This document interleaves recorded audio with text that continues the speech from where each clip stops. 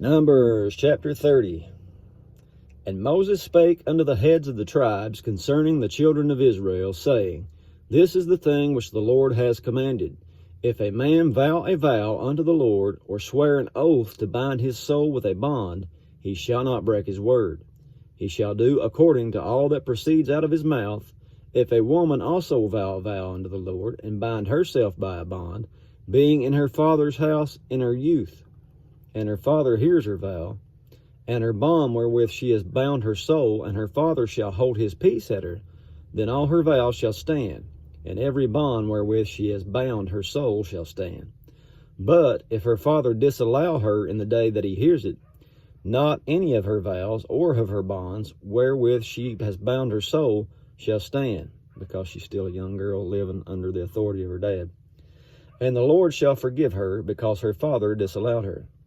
And if she had at all a husband when she vowed, or uttered aught out of her lips wherewith she bound her soul, and her husband heard it, and held his peace at her in the day he heard it, then her vow shall stand, and her bonds wherewith she bound her soul shall stand. But, it's kind of the same principle with the father as the husband.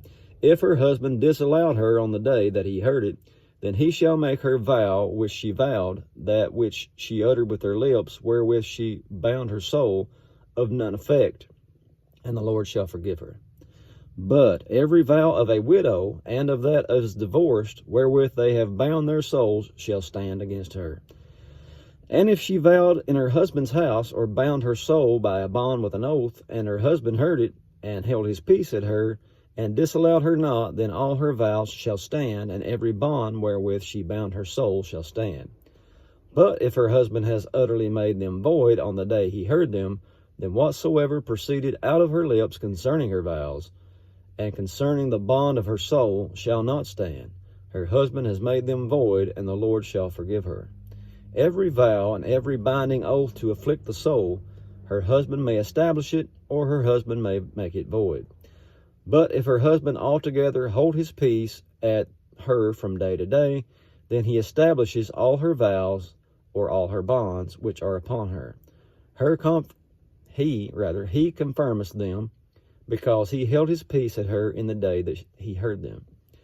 But if he shall in any ways make them void after that he hears them, then he shall bear her iniquity.